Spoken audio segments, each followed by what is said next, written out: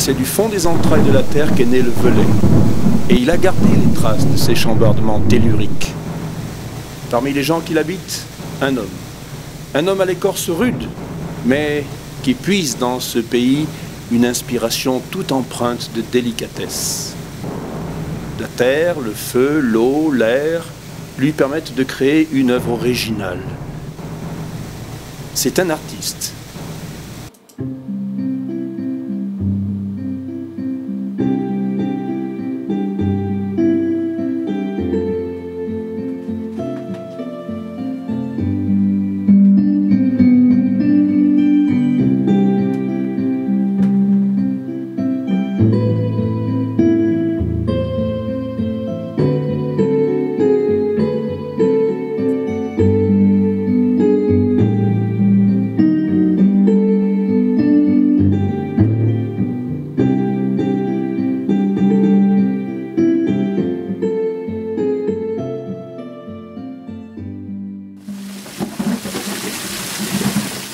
Je me suis installé voici 15 ans dans ce moulin des Hospitaliers qui me fournit l'électricité, qui me permet de charger des batteries, de m'éclairer et de faire tourner mes machines.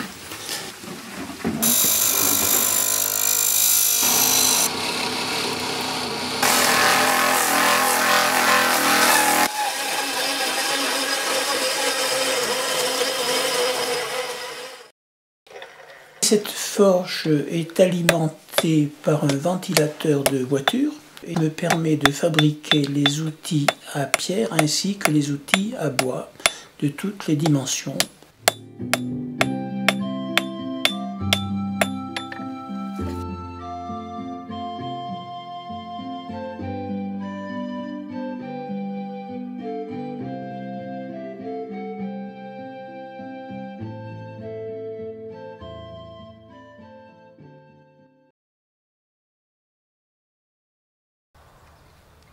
Pour me procurer de la brèche volcanique, j'ai carrément acheté un champ. C'est cette brèche volcanique qui a servi à faire les églises romanes de chez nous et qui sert toujours à les restaurer, par exemple la cathédrale du Puy. Voilà donc 3 couches de dépôt. Elles sont de nature différente. Celle-ci est d'une qualité moyenne, celle-ci est d'une meilleure qualité et celle-là est très dure, d'une très grande qualité, celle-ci. Il faut être très attentif car si la sonorité devient mauvaise, la plaque risque de se briser. Donc on travaille à l'oreille essentiellement et le moment merveilleux arrive où tout à coup, hop, le bloc surgit, saute. Donc on a une grande table comme ceci. C'est ainsi que l'on a fait les linteaux de cheminée de chez nous. À la broussaille, c'est un outil très spécifique à la taille de la brèche volcanique. Je n'ai trouvé dans tous les musées de France cet outil que chez nous. Cette hache qui ressemble à une francisque sert à tailler directement la brèche. On la taille presque comme du plâtre.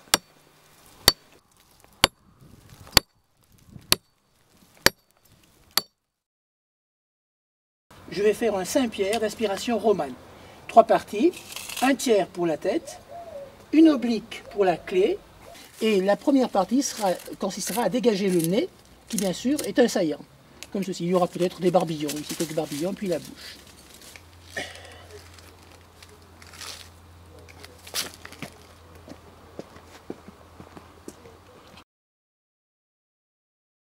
J'ai des grands aspirateurs, mais si tu veux, ça défile au cours des siècles. Bon, moi, il y avait Rodin. Bon, il y avait la romande chez nous d'abord. Les sirènes qu'il y a sur l'église de Chasse-Puzac, les chapiteaux. Quand j'étais enfant de chœur, il y a eu une pénétration, quoi, ça, immédiate, quoi. Puis après, dès que j'ai pu me cultiver, et j'ai eu les moyens, je suis allé dans les grands musées, et puis j'ai fréquenté les artistes. Et puis après, je suis allé voir le forgeron de Bessac, je suis allé voir les gens du coin, et j'ai recueilli, si tu veux, les témoignages oraux, par exemple d'extraction de la roche. Donc, il y a une continuation d'une culture populaire. La sculpture sur pierre, c'est immédiat. Si tu tailles, pouf, ça saute, ça arrive, tu vois les masses, tout ça qui s'organise. Tu as une chance d'inscrire ton vécu à toi au vécu de la pierre. Tu pénètres les secrets de la brèche. Ici, c'est 800 000 ans, hein, cette formation de cette brèche. Il y a 800 000 ans qu'elle est là, et il a fallu que 800 000 ans plus tard, il y a un zigouillou comme moi qui... C'est poétique, évidemment. C'est poétique, mais c'est aussi réel. C'est aussi scientifique. Hein. Et puis tu as la joie de créer.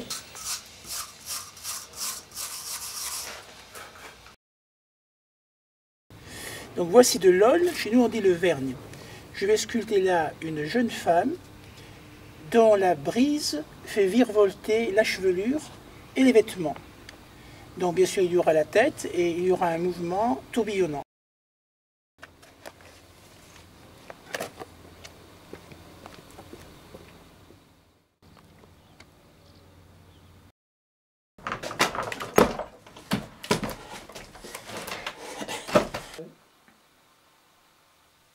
Le bois, ça date de beaucoup plus loin de ça, parce que quand j'étais petit vacher, je travaillais au couteau.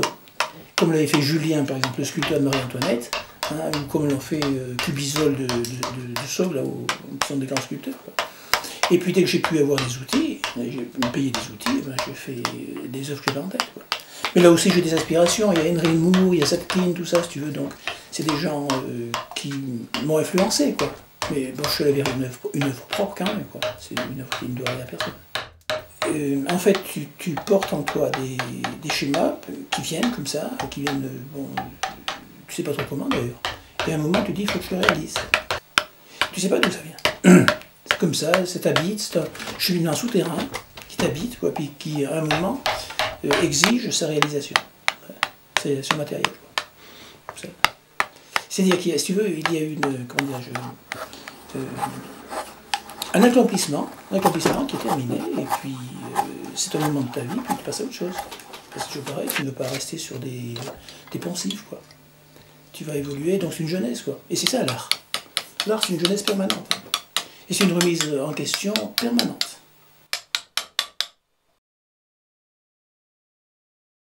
Sur le bois, il faut d'abord un dégrossissement qui est très approximatif, et pour arriver au dessin qui est beaucoup plus précis, hein, c'est autre chose, quoi. C'est une démarche qui est beaucoup plus longue. Et bien sûr avec des outils complètement différents, avec une technique complètement différente, parce que là tu ne fais pas éclater, tu coupes. Si tu veux, tes ciseaux sont en fait le prolongement de tes incisives, des castors, quoi. Au moins j'ai eu des périodes très féministes. Hein. J'ai des périodes très féministes, puis après tu as des dimensions qui sont beaucoup plus métaphysiques, qui concernent le temps, tout simplement.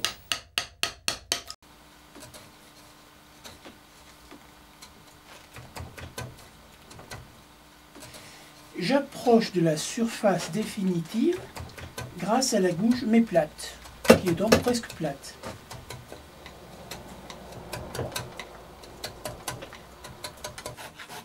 Maintenant, je me sers de la râpe pour obtenir une surface plane.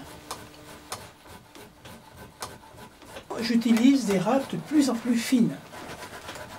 Tu peux aller dans les creux, comme ceci.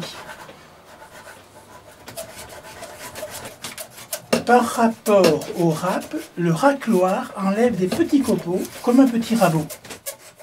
J'achève avec du papier verré à grains de grosseur décroissante.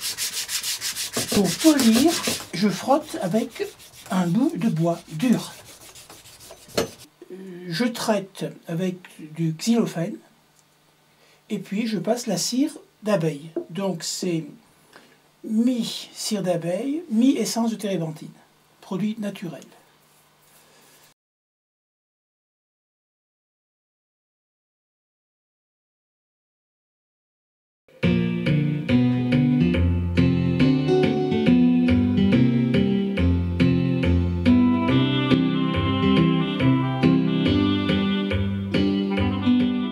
Actuellement, le progrès technologique change tous les 10 ans.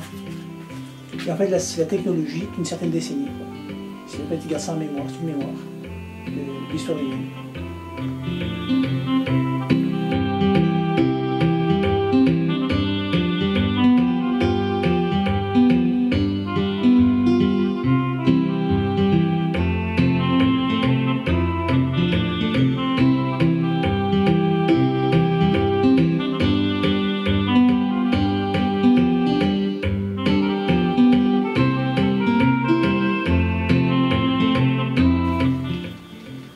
thème, si tu veux, c'est la dispersion de la personnalité due à la société contemporaine, quoi, et l'éventualité d'une explosion sociale, tout simplement. Parce que les gens ne savent plus où ils en sont. C'est des thèmes très contemporains, si tu veux.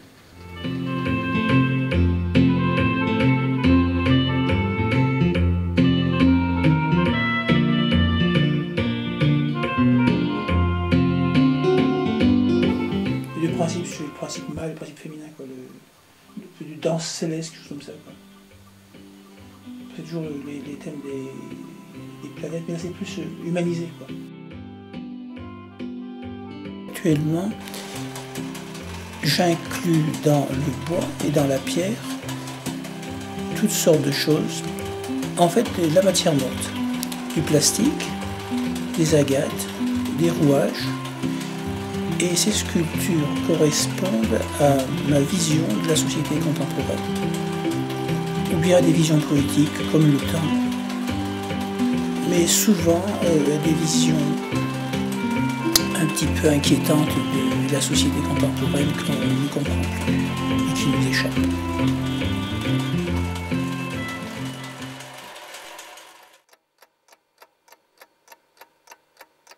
Ventre fou du cœur du monde, tue ta désespérance, elle entrave ton pas. Dis, qu'as-tu fait de toi?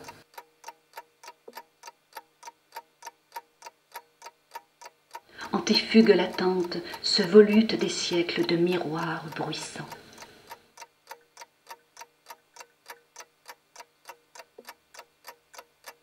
À l'oriflamme des rêves, délires en furie, s'holocauste l'inaccessible.